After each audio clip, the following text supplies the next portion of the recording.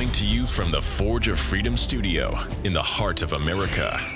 A podcast dedicated to preserving freedom and inspiring personal success.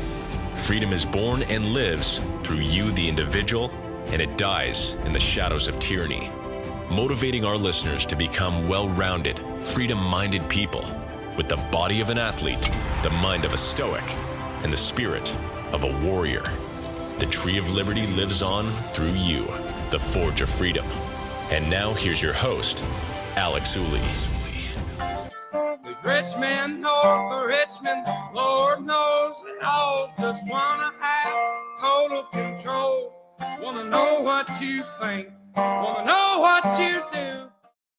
Men North of Richmond by Oliver Anthony. That's going to be the topic for today's episode 52 of the Forge of Freedom. Once again, I'm your host, Alex Ooley, and I want to talk about this song because when I heard it for the first time, I think it struck me like it struck so many people. And it speaks to lots of people who have felt like they can't say what this song says. And it speaks in a way that's enjoyable. It's a great song. The acoustic, the simplicity, the great vocal, and the lyrics. And it says what lots of people are feeling in a very poetic and evocative way. And I want to talk about this song from a few different perspectives, and I want to break down the lyrics a little bit. But this song, if you haven't heard it, I'll link to it in the show notes. I'm not going to play any more than what I've played of it already, but I encourage you to go check it out. It was posted by Radio WV just 10 days ago and already has 24 million views. And that speaks to the impact that it's had on people and the way that people are receiving it. When I looked at this video yesterday, it was at 9 days and 21 million views. So it's still racking up views and listens at an incredible pace. It's already number one on the iTunes music charts and climbing on other charts as well. And lots of people are talking about this song. Joe Rogan has talked about it. And JP Sears and lots of other folks. But it's also in a positive way, but lots of people have been talking about this song in a very negative light as well. And I just want to bring my perspective to this song and, talk about what I think it means and how I think that the energy that it's created can be channeled in a positive way. Like I said, it has 24 million views as of today, as I'm recording this August 19th. I heard this song, I was on a trip, I've been out of town for quite some time, and I heard this song while I was sitting at the airport and waiting for my flight. And it just immediately, as I was listening to the lyrics, like I said, it struck me, it hit a chord. It seemed to say something that I'd thought, and I knew that many other people had thought. And by the time I heard it, it already had over 10 million views. So this is a song that is speaking to lots and lots of people. It talks about sort of the struggle of the working class, the middle class, and the ineffectiveness of government, and the rich men north of Richmond, which of course is a reference to the folks, the politicians in Washington, D.C. And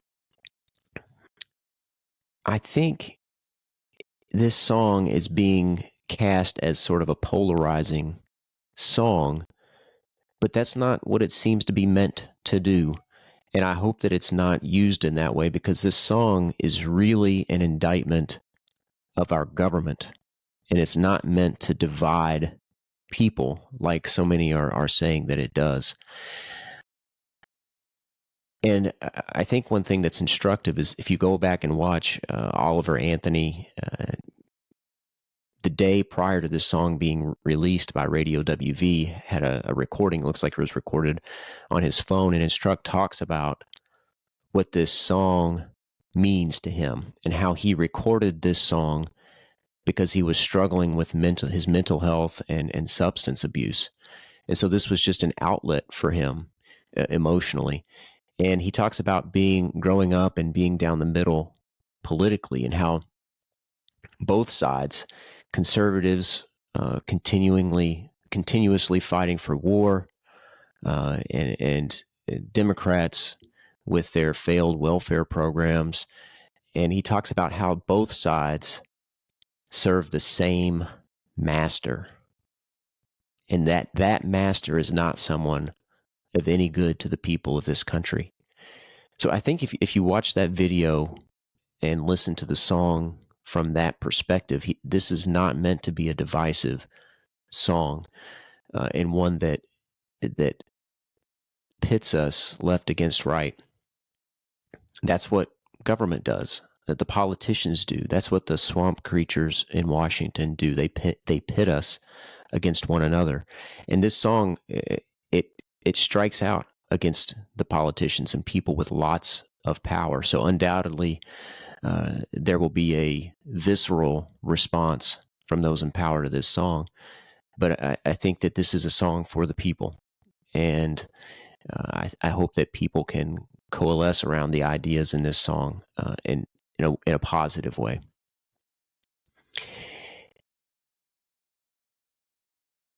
And I've alluded to this a little bit, but partly what I love about this song is that this is the kind of music that I like. It's a acoustic guitar, great vocals, kind of a bluegrass country type song, and it has a poetic lyric to it. He uses there's assonance and consonants in the Men North of Richmond.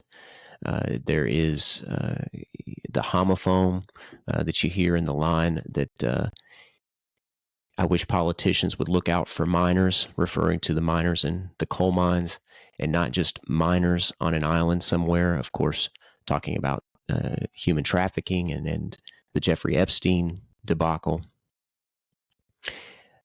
And it just speaks at a level that so many people can relate to. And it talks, one of the more controversial lines,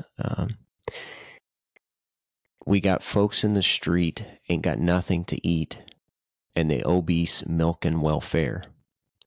If you're 5'3" and you're 300 pounds, taxes ought not to pay for your bags of fudge rounds. And I think a lot of people have react to that with laughter, but it's not. I think this is being taken in the wrong way. This is not swinging down at the people that are taking welfare. It's an indictment of the failed welfare policies, and that how the welfare programs keep people in poverty, and how it's a mechanism of control. And I love the line too where he says, living in the new world with an old soul. That's just a great line. And he says, Lord knows they all just want to have total control, want to know what you think, want to know what you do, and they don't think you know, but I know that you do. This really speaks to the political reliance on an ignorant, uninformed voter base. And he says, they don't think you know, but I know that you do. And so many people, I think, connect with that line, that we know that the politicians are trying to take advantage of us and that they're trying to pit us against each other for control.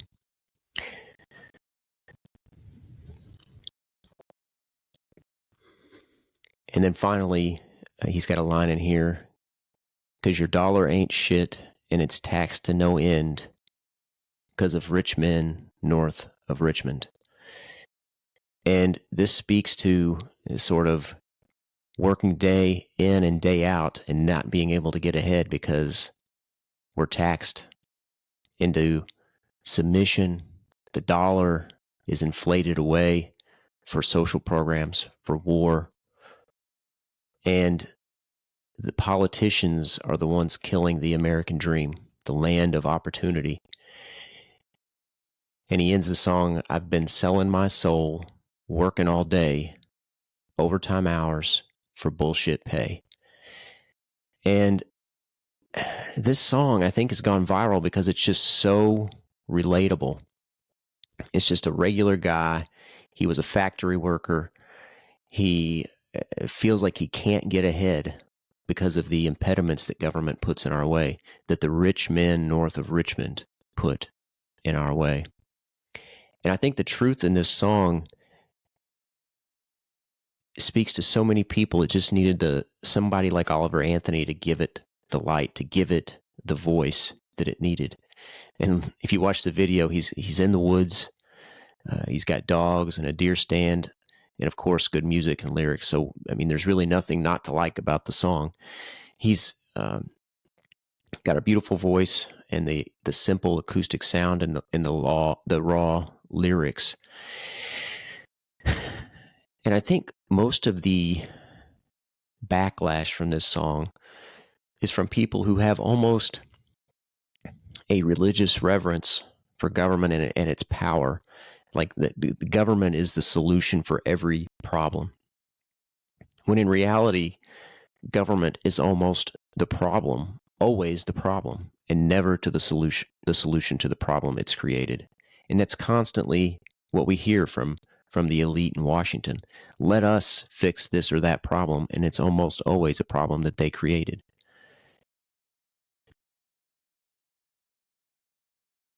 And it will be interesting to see how Oliver Anthony goes forward and what his future is like. I hope he has a successful music career and continues to make songs like this. I'm encouraged because it's my understanding that he has turned down some significant money in record deals. There was a post I saw somewhere about how he had turned down an $8 million record deal to blank stares from people in the music industry. And he said, I don't want attention. I don't want to be famous. I just wrote this song because I was struggling with my mental health and substance abuse. And frankly, I think it was John Rich from Big and Rich that said, we would never have heard this song if he had signed a record deal after he wrote it. Because frankly, this song, the message in this song, doesn't fit the 3x5 card of allowable opinion, as Tom Woods would say, who's a podcaster that I really enjoy. It's the Tom Woods Show, by the way. I'll link to that if anybody's interested in hearing him. But I think these record labels, much like the mainstream media, often engage in censorship so that their narrative fits the narrative of the ruling class. And I hope that he's able to continue to produce independent music that speaks the truth like this. And I think that the establishment can mock it, of course, and the industry can try to ignore it. And critics and cynics can claim that it's irrelevant, that it's not acceptable, that it's not genuine, or that it's not worth hearing. But I use a line from his song, it is, oh, it is. And if you watch the video, you can see his hands trembling with emotion. And people see that. They see that it is truly genuine, that he is actually feeling the song, the words, and the meaning in it. And no matter what happens with the song, and I hope it continues to spread and people continue to listen to it and enjoy it and absorb the meaning in it.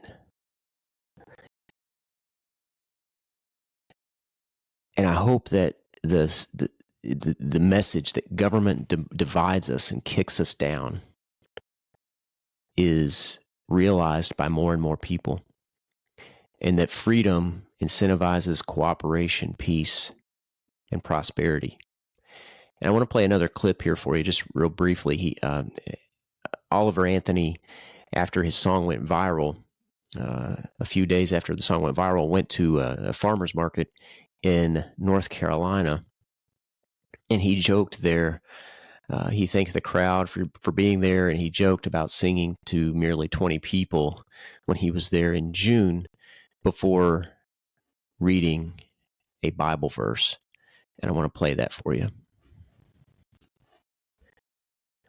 Get it queued up here.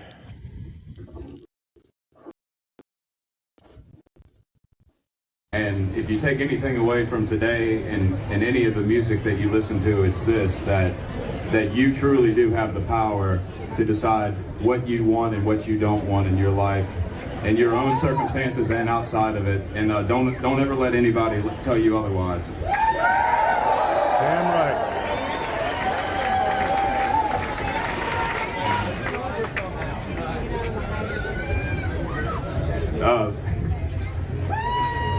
It's crazy to me because I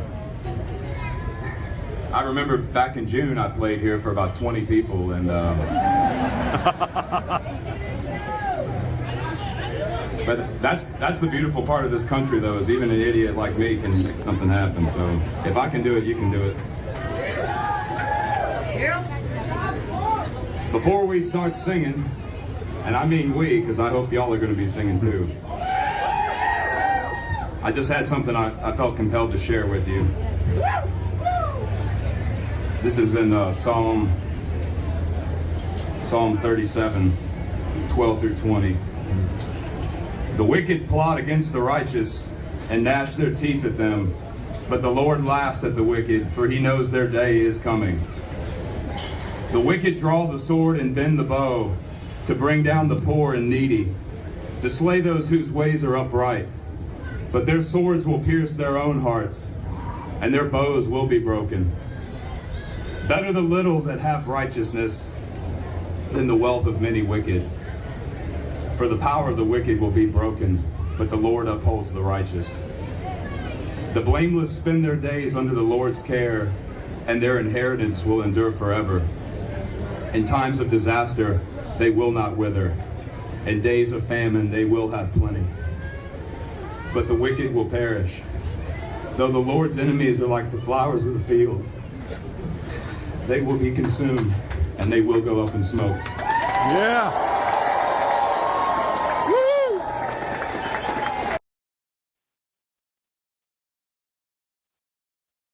So you can hear it even in his voice there, the emotion that he feels. And you heard in his comments before he read the Bible verse that if there's one thing you can take away from this song, it's that you have the power. You can make a difference. And that we shouldn't rely on government. We shouldn't use the mechanism of government, which ultimately relies on force, to force our view on others. You have to make the change in the world by changing yourself, by looking within. We have to change ourselves, change our families, change our communities, and we have to create freedom from the bottom up.